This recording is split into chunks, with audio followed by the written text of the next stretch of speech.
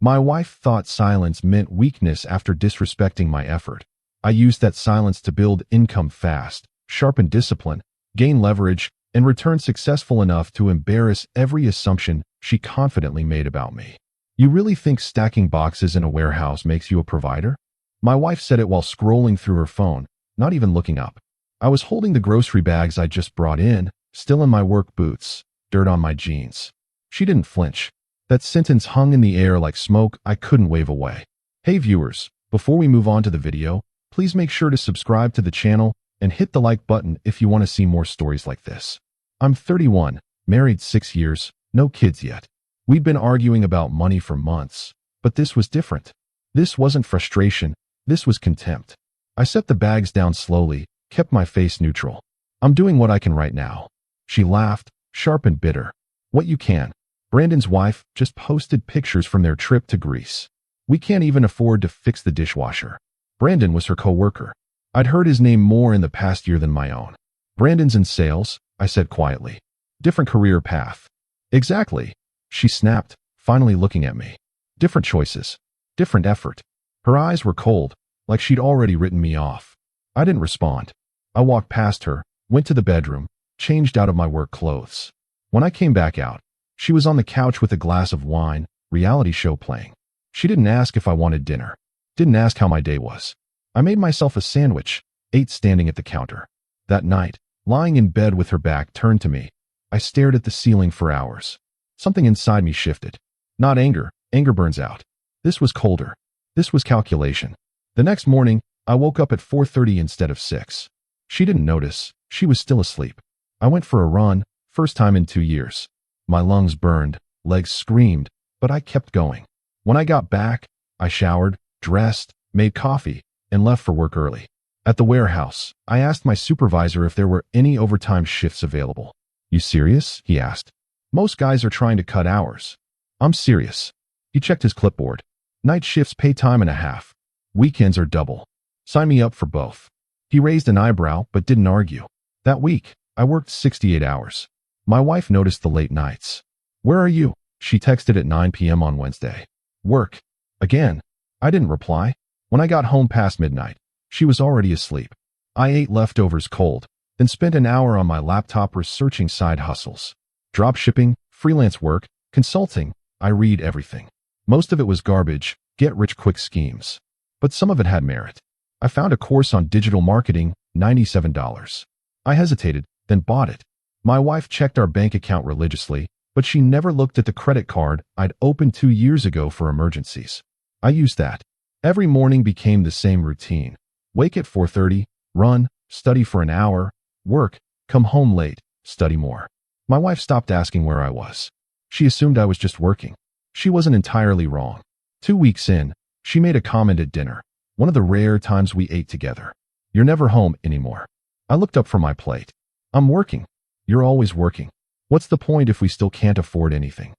We can afford things, I said evenly. We have a roof, food, utilities. That's the bare minimum, she shot back. I'm talking about living, not just surviving. What do you want me to do? She set her fork down hard. I want you to figure it out. I want you to be ambitious. She stopped herself. You want me to be like Brandon? I finished. Her face flushed, but she didn't deny it. I want you to want more, she said instead. I do want more. Then show it. I nodded slowly, picked up my plate, rinsed it in the sink. I am. She scoffed. Right. By working yourself to death at a dead-end job. I didn't respond. I went to the bedroom, pulled out my laptop, and kept studying. 3 weeks into my new routine, something clicked. The digital marketing course focused on affiliate marketing, promoting products, earning commissions. It required no inventory, no upfront costs beyond a website. I bought a domain name for $12, set up hosting for $4 a month. I spent every spare minute creating content, researching keywords, building links. My first commission came on day 34, $18. It wasn't much, but it was proof of concept. I reinvested it immediately, bought a premium plugin that automated some tasks. My wife noticed I was on my laptop constantly. What are you doing? She asked one Saturday afternoon. Working on something. Like what? A project. She rolled her eyes. Another one of your projects. Remember the photography thing? The car flipping? You never finish anything. Those stung because they were partially true. I'd started ventures before, half-hearted attempts that fizzled. This was different. This time I wasn't excited, I was focused. This one's different, I said. Sure it is. She walked away. By month 2, I was making $300 a month from affiliate marketing. Still small, but growing.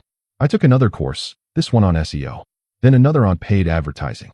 I was spending every penny I made on education and tools. My wife saw none of it. I kept everything separate, used that emergency credit card, paid it off with the earnings. At the warehouse, I kept taking overtime. My body was exhausted, but my mind was sharper than it had been in years. I'd lost 15 pounds from running every morning. My coworkers noticed. You training for something? One asked. Yeah, I said. Something like that. At home, my wife and I became roommates. We spoke when necessary, avoided each other otherwise. She went out more, girls' nights, dinners with coworkers, weekend trips with friends. I didn't ask questions, didn't have the energy, didn't have the interest. One Friday, she came home excited. Brandon's throwing a pool party tomorrow. His place is amazing, you have to see it. I was at the kitchen table, laptop open, working on a new campaign. I'm busy tomorrow. She stopped. Busy? Doing what? Working. It's Saturday. I know what day it is. Her face hardened. You're really not coming? No. She stared at me for a long moment. You know what? Fine. I'll go without you. Again. Okay. She waited, like she expected me to fight, to argue. When I didn't, she grabbed her purse and left. Didn't say where she was going. Didn't come back until after midnight. I didn't ask. Month 3, my affiliate income hit $900. I launched a second website, different niche. Started a YouTube channel explaining marketing strategies. No face, just screen recordings and voiceovers. It grew slowly but steadily. 10 subscribers, then 50, then 200. I was sleeping 4 hours a night. My warehouse supervisor pulled me aside. You okay, man? You look like hell. I'm fine. You're working too much. You're gonna burn out. I appreciate the concern. He shook his head, but let it go. At home, my wife grew more distant. She stopped complaining about money. Stopped mentioning Brandon, though I knew she still saw him. One night, she came home late, makeup smudged, smelling like cologne. Not hers. She went straight to the bathroom, showered, came to bed without a word. I said nothing. I could have confronted her, demanded answers. But what was the point? Our marriage was already over. We were just going through the motions. I focused on the only thing I could control, my progress. Month 4, combined income from affiliate marketing and YouTube ad revenue. $2,000. I quit taking overtime at the warehouse. Didn't need it anymore. My wife noticed. Why are you home earlier now? She asked, suspicious. Cut back hours. We can't afford that. We'll manage. She opened her mouth to argue, then closed it. Maybe she realized I didn't care about her opinion anymore. I used the extra time to scale my businesses. Hired a freelance writer to create content, a virtual assistant to handle admin tasks. My YouTube channel hit 10,000 subscribers. I applied for monetization, got approved. Revenue jumped. Month 5, for $1,000. Month 6, $7,000. I was making more from my side projects than my warehouse job. I gave my 2 weeks notice. My supervisor was confused. You find something better? Yeah. Working for myself. Doing what? Online business. He laughed, not meanly, just surprised. Good luck, man. Most people can't make that work. I know. I shook his hand, finished my last shifts. My wife found out when she saw I wasn't leaving for work one Monday. Why are you still home? I quit. Her eyes went wide. You what? I quit the warehouse. I'm running my own businesses now. Businesses? She nearly shouted. What businesses? Your little laptop hobby. Yeah, that hobby makes more than my old job did. She stared at me like I'd grown a second head. You're lying. I pulled out my phone, showed her the last month's revenue dashboard. Her face went pale. This is real. It's real. She sat down slowly. Why didn't you tell me? You never asked. You were on your laptop all the time, I thought. You thought I was wasting time. You said so. She had no response. For the first time in months, she looked at me with something other than contempt. It was confusion, maybe respect, maybe fear. So what now? She asked quietly. Now I keep building. And us. I met her eyes. What about us? She flinched. Are we okay? Are we? She looked away. I don't know. Neither do I. The next few weeks were strange. She tried to be more present, asked about my work, cooked dinner a few times. But it felt forced. We'd gone too long without being a team. The resentment was still there, buried under polite conversation. One evening, I was on a call with a client. I'd started offering consulting services. She hovered nearby, listening. When I hung up, she said, "That was impressive. Thanks. I didn't know you could do that. Talk like that. Sounds so professional." I learned. While you were out. That hit her. She sat down, quiet for a moment. "I'm sorry," she said. "For what?" "For not believing in you. For saying those things." I nodded. "Okay. That's it. Just okay. What do you want me to say?" "I don't know. Something. I thought about it. You showed me who you were when things were hard. I needed that." "Needed what?" "Needed to see that you'd give up on me when I wasn't meeting your standards." Her eyes filled with tears. "That's not fair." "Maybe not. But it's true." She wiped her face. "So we're done."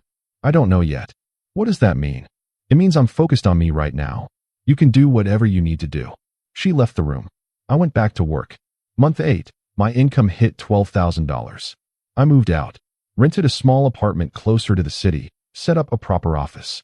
My wife didn't fight it. We agreed to separate, figure things out. She kept the house. I paid my half of the mortgage from my earnings. Divorce wasn't discussed yet, but it hung in the air. I threw myself deeper into work, launched a third website, started a podcast, began speaking at virtual marketing conferences. My audience grew. People started recognizing my voice, my strategies. I got invited to consult for six-figure companies. A year after that night with the grocery bags, I was making $30,000 a month.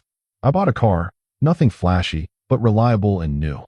I took a trip to Portugal, worked remotely from Lisbon for 2 weeks. I posted a few pictures on social media, something I rarely did. My wife saw them. She called. "You're in Portugal?" "Yeah." "Alone?" "Yeah." Silence. "You look good." "Happy." "I am." "I'm glad." She sounded like she meant it. "How are you?" I asked. "I'm okay. Work's good." I'm seeing someone. Just started." "Brandon." She hesitated. "Yeah." I figured. "Are you mad?" "No." And I wasn't. "I wish things had been different," she said. "Me too. You proved me wrong. About everything.